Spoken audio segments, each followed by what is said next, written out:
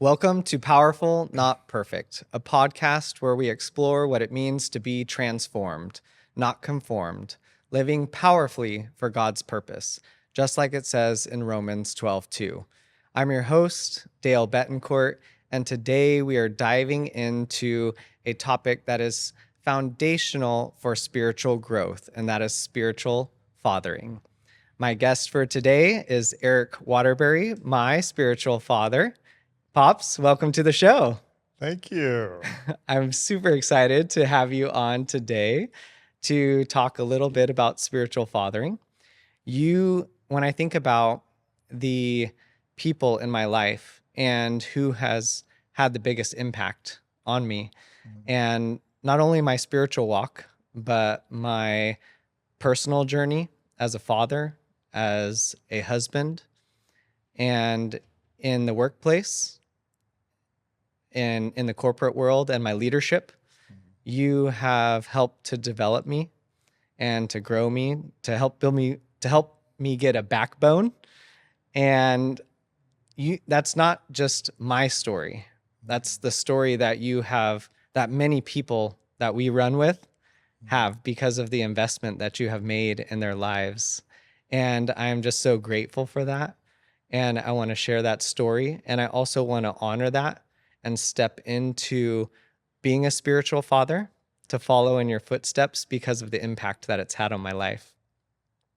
So I have some questions for you. You ready to get started? I am. And before we start, I just want you to know it's an honor to be on your podcast and to have the opportunity to just interact with you on a more public level than all the individual years that we've had together. We have a lot of history, a lot of positive history, and so it's a blessing, and I'm excited just to participate in this. Awesome. All right. The first question that I had for maybe listeners that have never heard of spiritual fathering or don't have a spiritual father, how would you define that? Or what does that mean to be a spiritual father? When you look at the word and you look at Paul and how he interacted with Timothy, with Onesimus, he had other spiritual sons. And also when you look in the Old Testament, there are examples where even David called Saul his father, Elijah and Elisha. The father is a term that's, it comes straight out of the word. God actually is probably the thing that motivated him the most was being a father. And so in our world today, there's a lot of people who talk about mentoring, and that's a word that church people are comfortable with because there's a certain professional sense to that, but that's not the word that Paul used with Timothy. It's a covenant relationship. So I think the mentoring is kind of like you meet once a month and you tell me what you'd like to achieve in your life. We set up these goals, we track them. Next month we meet and we see how you've done, and if there's new resources we need to look at or add to the assignments. And fathering is a covenant relationship. And I had someone say to me one time, why do you make such a big deal out of covenant? And the reason is because when you look at the word, all through the word, God set up covenants between him and his sons and daughters. And so for us, there's also a sense of it's a relationship that where, as a spiritual father, in our relationship, mine with you and Julie and the kids, every month we have a dinner. I've been there since all the kids were born, and it's an ongoing relationship that can delve into your personal life. We've talked about every part of your life for a long time. And so I think it's not such a mentor is more of a transactional, this is a contract. This is what I'll provide for this amount of money a lot of times. But fathering it's a covenant, it's a commitment. It's not something that has been practiced widely. I think it is something that's coming back in our current culture. I believe that it is going to be even more important in the years to come because fathering has become such a rare thing. So many people don't actually have an elder in their life who serves in any function as a father. But it's interesting, you find a lot more statistics, and sometimes you find a lot more research being done in the secular world than in the church. We don't lead in the church. And so it's my hope that we'll do that more in the years to come. Why do you think that is that not many people are fathering, like doing spiritual fathering? I think that if you go back and look at the culture of the early church, it was very communal and it was very relationship oriented. And the sorry to say the brand, and it kind of is a brand because it's the way that we do church in America, if we just narrow it down to that, is very individualistic. I go to church on Sunday morning. This is what I get out of it. I pay tithes, but discipleship is, forget about fathering, just discipleship is really not practiced because that would require us to think about others beyond ourselves. It's hard just to get people to be good spouses in today's world. Yeah.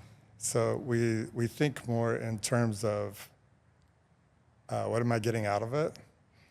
And when you father, there are a lot of years that are you have to play the long game because it's a pretty, it's like when you take when you have a child, that child doesn't understand what the price you're paying to father them. Mm-hmm. And I find a lot of times when I begin to father a young man or woman that the little kid inside of them has no concept of the cost that it takes to father them. So we quote a verse out of the Bible to do everything as unto the Lord. But spiritual fathering has really helped me understand that on a new level because there are incredible prices you can pay to help someone either in their career, just in their inner healing, what they really need, putting together just a house, getting them furniture. And sometimes there's a gratitude and an ongoing relationship, and sometimes people, they reach for functionality, and once they get to a certain level of functionality, because the norms in our culture, in church culture as well as American culture, gratitude is such a rare thing that therapists help people figure out how to find gratitude. Influencers, the ones that you want to follow, they talk about gratitude. So it's just it's a high cost investment in people's lives, and it takes a lot of commitment to do that. I wanted to share a story of early on when you started fathering me. Yeah, And we have a lot of them. yeah. So I remember I was at your house, and this was probably in the first year that I met you or so. And What year was that? oh gosh, probably 2008 or so. 16 years ago. Yeah. And 17. yeah. And I remember it was just a quiet morning. And I mean, your home is always peaceful. But I remember that you told me, why don't you write down some qualities about yourself? And I'm like, oh, okay, that's no problem. I'm very practical. So I start writing down like 7 or 8 things about myself. Do you remember this? No, keep talking. And I and I'm like, you're like, are you done? And I said, yeah, I'm done. And you're like, that was quick.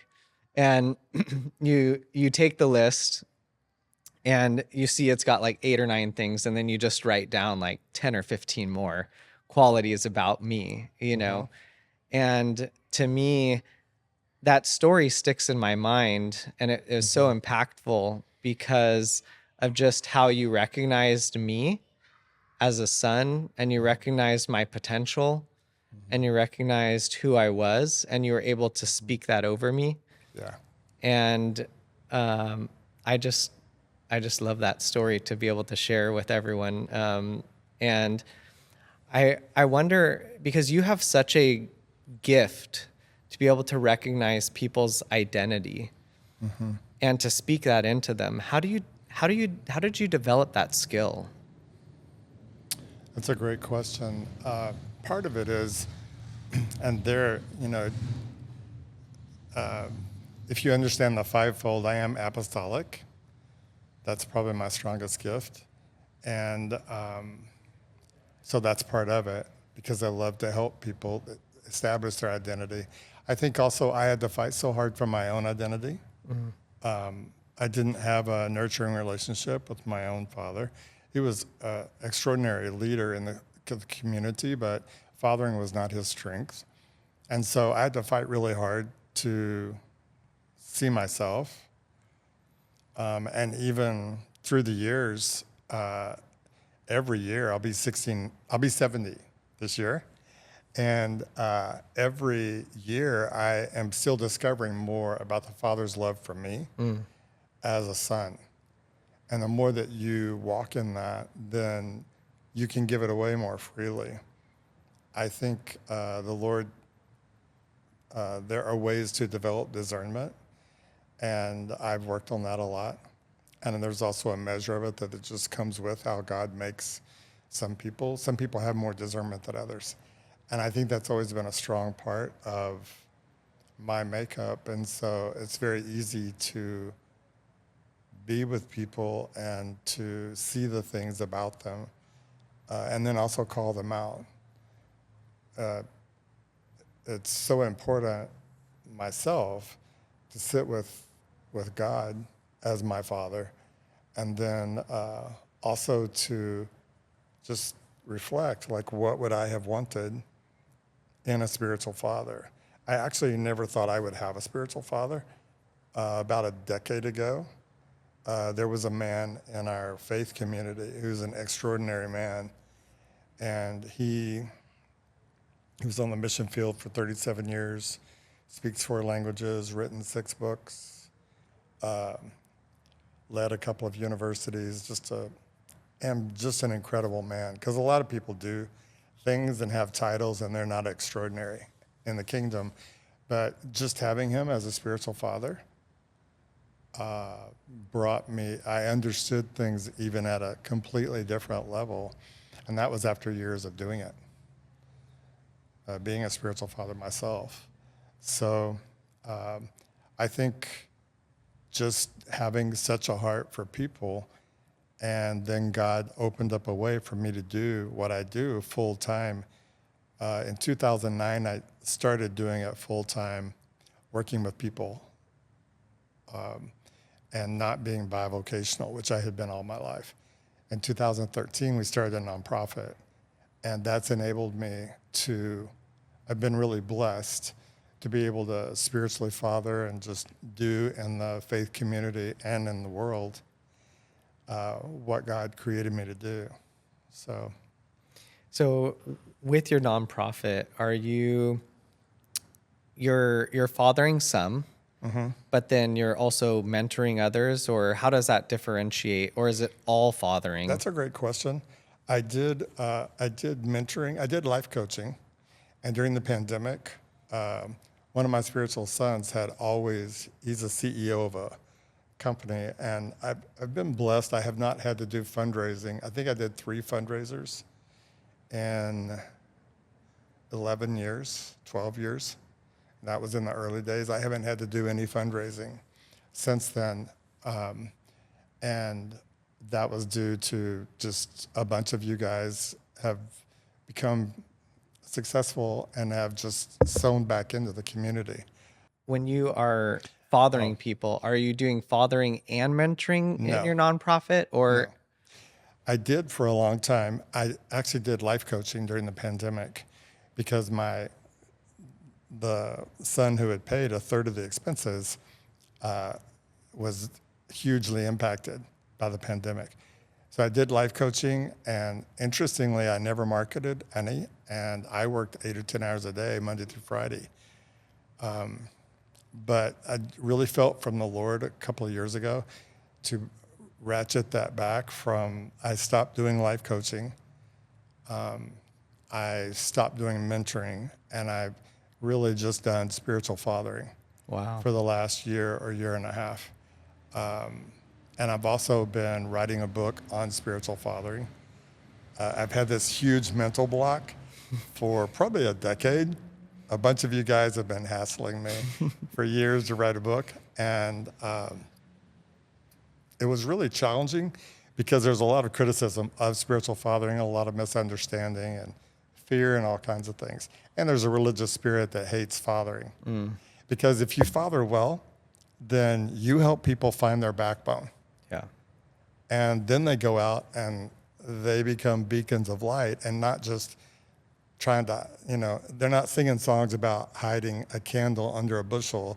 They're lighting bonfires to help the world see truth. And darkness is never excited about that. I really felt like I needed to pull back and just do spiritual fathering. I'm also getting older, and so for years I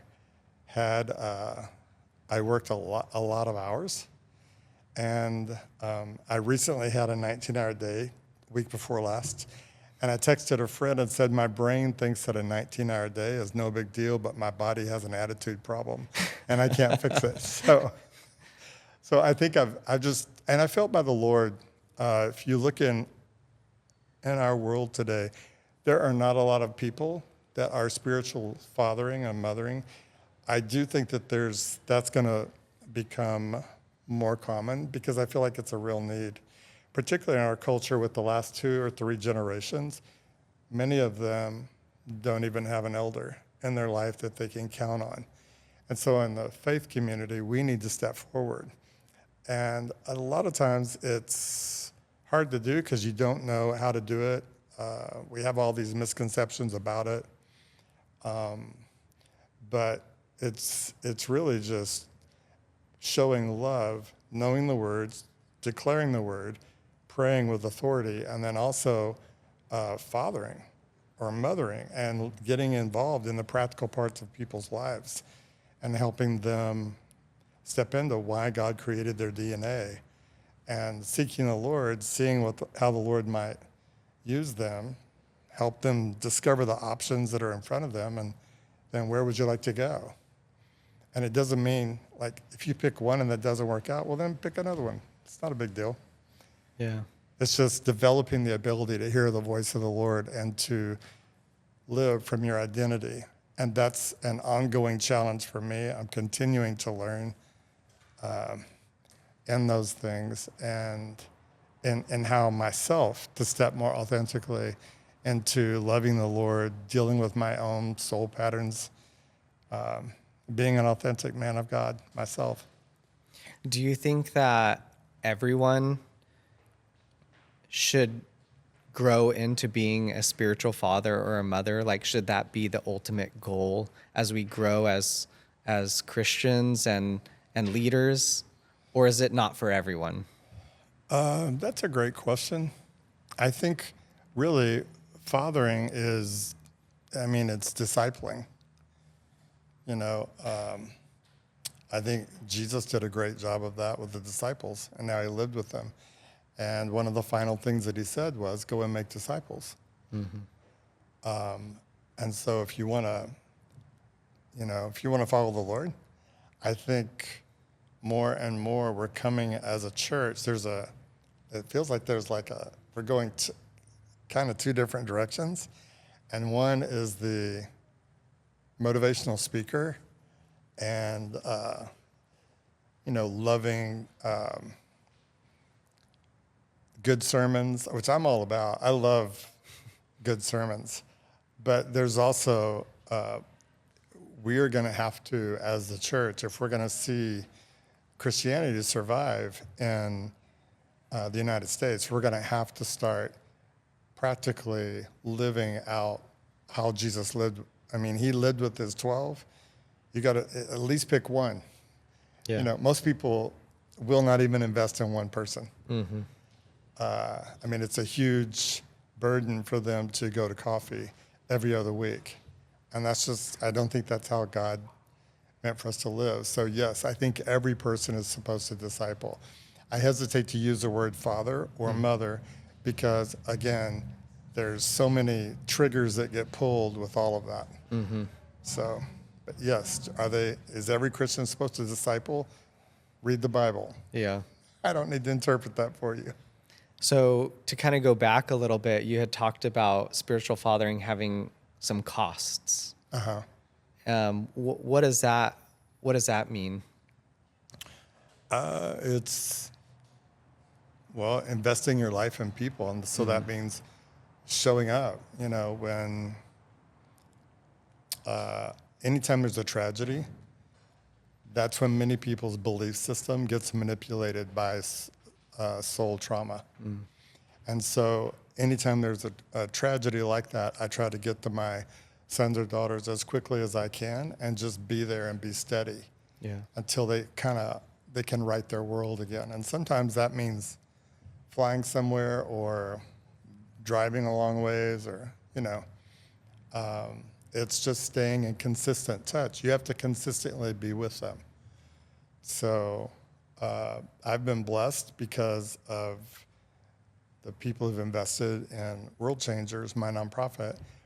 I've been able to do it full time. Not everybody can do that, but it's just paying attention to what are their career choices, staying in touch, being a person that they know values them, because you invest time and you speak words of encouragement and you also share the word over their lives. And then you show up when life hurts. Yeah. And a lot of times when I start fathering someone, there's a certain, there's a level of commitment that you have to make as a spiritual father. You have to go first. And depending on the damage that the person has had with their caretakers, their early caretakers, whether they're their biological parents or others, you have to pay the price for that. So you have to be consistent and show up and think of them and pour into them, and they may not be able to give anything back. Because a lot of grown young adults, they are hurting little kids underneath the surface. So sometimes they'll even do things they think they want a spiritual father, and then when it comes time to give guidance or correction or all of that stuff, people can go sideways and sometimes not come back, you know. How do you know that it's the right relationship for you to father them or for them to be your son or daughter? How do you determine that? That's a good question. I talk to the Lord a lot more about it now. I used to operate from more soulish compassion, and because I knew a level of abandonment emotionally, just through some of the things that happened in my own personal life early on. Anyone who was in a lot of pain, I would step up next to them and come through for them. I didn't necessarily father everyone who, you know, was in that position, but as you grow, you know, through the years, you mature a lot. And soulish compassion is a powerful thing, but there are a lot of hurting people. And so I just make sure that I feel like this is something that the Lord wants me to do. This is a covenant he wants me to establish. And even when you do that, you know, 6 months, a year and a half, 2 years, you can get to a point where the person is like, I don't want this anymore. And you have to be willing to let that go and, again, do it as unto the Lord and just, you know, you're really serving the Lord, and you're obeying the word whenever you are making disciples. Mm-hmm. And if you look at, Paul, if you look at Jesus had one of his disciples that went completely a different direction. Yeah. So it's sometimes you can look back, and I know there were some people that the Lord told me about probably 15 years ago. Several people, and the Lord was like, that was soulish compassion. Mm. I had a guy one time, and he got to a place where he was like, I don't know how we got to this position of spiritual father, because he was done with me. Mm-hmm. And I was trying to remember, so I asked one of his good friends, and she goes, oh, that's because he was always griping about how he felt left out, and that you were favoring your sons and daughters, so you just said, I'll father you. Mm. And I was like, oh, I did do that, didn't I? So through some of those experiences, I should have just let him have whatever feelings he had, because as it turned out, he was a high investment, got to a level where his life sort of functioned, and then went sideways. And so I look back at that, and I was like, I did that out of soulish compassion, not because the Lord told me, you need to father this person. Yeah. So you learn a lot of those kind of lessons through the years. It's like everything else in your relationship with God. You learn to hear his voice more clearly. You learn to value what you carry. You have expectations.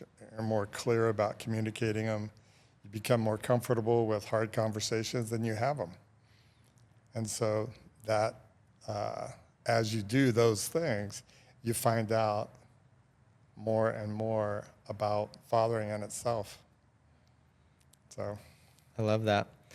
What are some practical steps that we as a younger generation need to be doing right now to grow into the level of authority as a spiritual father that you are functioning at?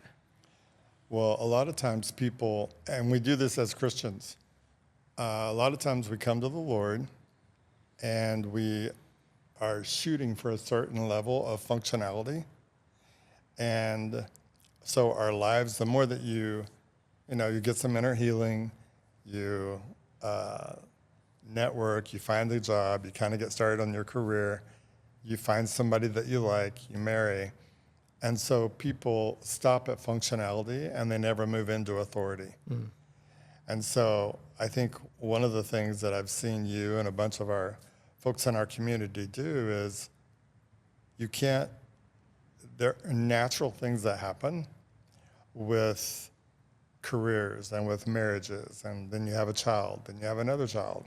Some people have another child and then another child, but whatever you're doing, you cannot become so function-oriented that you don't continue to grow in being before the Lord with your life and developing authority.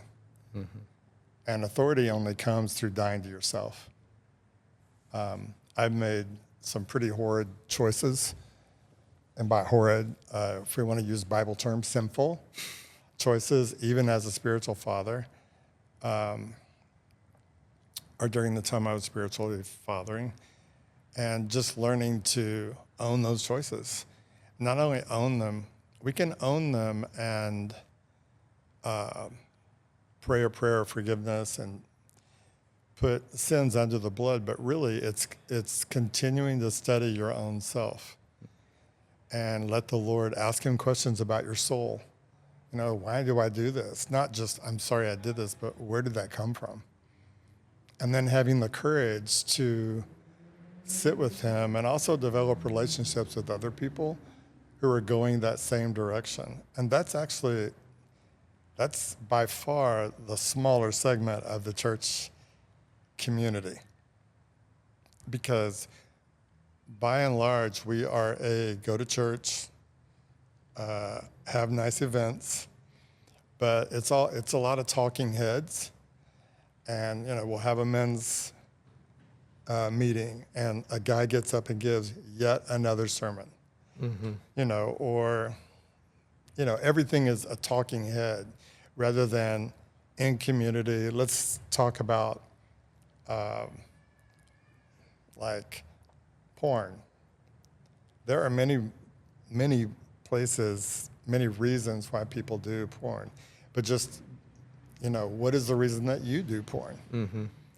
And then sharing testimonies of our past.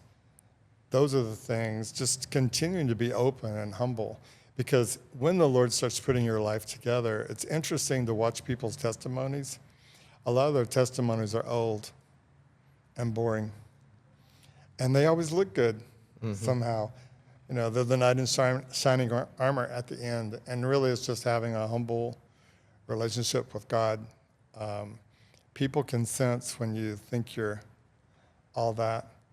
And so it's just maintaining humility before the Lord. And really, the more that I walk into deeper intimacy with him, the more rightly I see myself, and so I have no judgment for anyone else because I'm capable of anything I'm seeing in front of me. Yeah. you I think what you're kind of talking about, it reminds me, I wrote down a quote from another podcast that you did with Eric Knopf. Oh, yeah. It was called, I think it was called He's one of my heroes. something about torching your life or something like that. We do a lot better job of teaching theology in the church than we do with helping people become comfortable with their own soul. That was a pretty powerful quote that you said, but I think it goes to what you're talking about, is not just showing up to church to get a sermon and feel good about yourself for the day and hope it lasts until next Sunday, but being able to be transformed when you show up because of the relationships that you're investing in and the people that you're doing life with, that it goes beyond Sunday. Yeah. I had a young man that I did mentor, and he was involved in ministry, and I respected him a lot. And we both had spiritual sons and daughters. And he said to me one day, "You allow your sons and daughters to be way too familiar with you. You give them way too much personal information." And I really thought about that and I observed his sons and daughters and mine, for a couple of years, and just kind of studied, like, what do I believe about that? And over time, I appreciated his approach. It's different than mine, but they still have someone to go to, But I just think that our sons and daughters in the faith need to see how we do our real life. And they need to not only see my successes or the things that I do well, but they also need to see, if I fall down, this is how I fell down. This is how I get up. And continue. We're great at cancel culture in the church. I have a friend who said that cancel culture actually started with the church. And I think that, outsiders see us like that. And so they're not that impressed by our altar calls and our glowing testimonies because we don't love well, and we don't love practically on a meaningful level a lot of times. So Yeah. I think knowing your own soul and then understanding how God's grace and how his Romans 12:2, the transformation, you're never going to be able to truly do transformation if you don't know your soul. Yeah. How can churches foster a culture of fathering? If the leadership has to do more than talk about it. I've kind of had an interesting relationship with the church for years, and I currently go to a church that is very affirming of fathering, talks about it from the pulpit, and I feel like that's becoming a part of our culture. But I think I really, the institutional church, that's not really my gig. Because I'm more interested when I talk about fathering.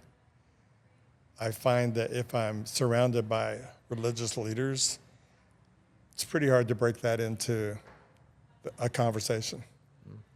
If I'm on the street talking to a bunch of young entrepreneurs, and I have a lot of young friends, that's where I talk. And so it's just working with that crowd to get them to encounter God on a meaningful level, and then they'll turn around and give people next to them what they've been getting. Mm-hmm. So I do know that. I mean, I have great hope for the church, but when I say use those words, I'm talking about the body of believers in the United States. I feel like there's a powerful move right now. One, a lot of people are coming to Christ. A lot of young people are coming to Christ. And there are some significant churches and organizations, not a lot, but some ones that the Lord is really highlighting. And there is a tender heart towards fathering and spiritual fathering. And so I have great hope for the church, but churches at large, I'm not trying to impact that crowd because that's not what I'm called to. Yeah. Other people may come alongside them and, Well, I think some of the most impactful times that I have encountered the Lord and is in relationships with people in homes. Yeah. Right? So not just on church on a Sunday. And that's where the younger generation, that's what they're looking for. They're not impressed by church on Sunday, and actually they won't stay. Mm-hmm. If they come in and they sense a lack of authenticity, they just get up and leave. They don't even, they don't even feel a need to stay through the end of the service. Yeah. And I'm okay with that. Any final encouragement to someone who is longing to become a spiritual father, or is looking for a spiritual father? What would you, any final encouragement you would have? I really wanted a spiritual father, but I was like late 50s. Like, that is never going to happen. That ship has sailed. And Bill Johnson is a man that I have listened to preach for many, many times. And I just thought, I'm going to put him in my spiritual father place. I'm going to read all of his books. And so I did that. And that actually prepared my heart for when the Lord did bring my own spiritual father. In my, I think it was about a decade ago. And if you're looking for a spiritual father, it may not be a person at first. Just look for some of the people, because there are some people on YouTube. You can find some amazing men of God and women of God too that will serve as spiritual father or spiritual mother, and you just listen to everything they have to say. Yeah. Because that prepared my heart. I think if I'm looking as a son, so that's what I would do. If you would like to be a spiritual father, just read the word. See how Jesus lived with the disciples. I mean, he was with them all the time, and they were royal pain in the butt over and over again, and they failed him, they betrayed him. All of them betrayed him. Mm-hmm. The people who talked the most betrayed him the most, and yet he turns right around and reinstates them in his close inner circle right after he's resurrected. Mm-hmm. So I think it's just, study. I mean, the word says, die daily. Yeah. And there's no greater death than having a grown, I mean, when you have I have a bunch of little grandkids now, I have a great deal of fun with them. I never even thought about that part would come. But so they're cute. And I know almost all my grandkids from the time they're born, However, when you take somebody who's 22, 23, 28, and the Lord tells you they're going to be your spiritual son, they are not cute often. And the more you get to know them, I call it the honeymoon stage. Once the honeymoon stage goes, and that can, like real life, that can last a couple of weeks or 6 months or a year, but at some point, that's going to end. Mm. And then you see, oh my gosh, I have this ugly little kid or this little child who does not know how to behave in a grown body. And little children in grown bodies know how to hurt you more than, I mean, they can really do heart damage. And that's when you really find out, are you submitted to the cost of loving Jesus well? And are you willing to pick up your cross daily and lay down your life? Because that's what spiritual fathering and mothering is. Yeah. I know there have been a lot of abuses in the church by people in that role, but a true spiritual father or mother is going to die daily for their kids. Doesn't mean they get everything they want. It's really just like biological kids. You know, you have to be able to say no. You have to be able to say yes when you want to say no. You have to not choke them to death when you want to. I mean, it's very practical. But I just think if your heart's really towards that, when I began to position my heart by reading Bill's books, it really never occurred to me, never crossed my mind that I would have a spiritual father.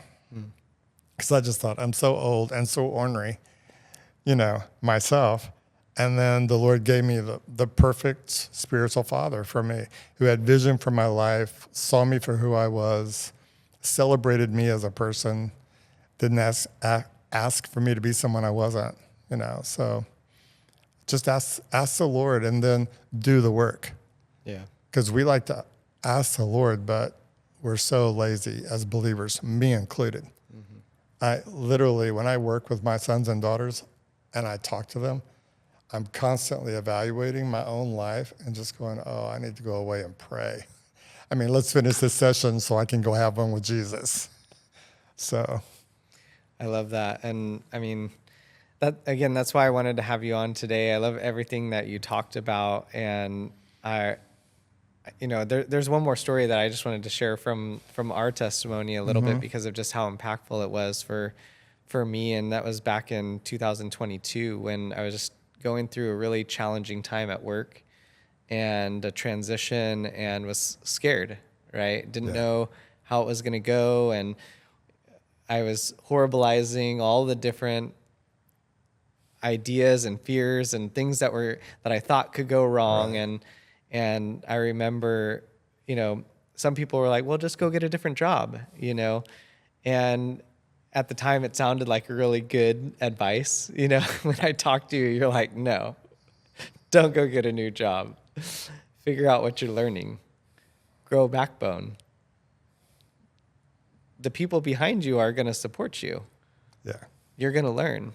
Yeah. And I'm just everything you spoke about today, I'm just so grateful for the investment that you've had in my life. And I know I'm probably speaking for a lot of people out there who have felt that in their darkest times and in their best times that you've been there, and it's just like you said, when I called you and I said, hey, this isn't going well.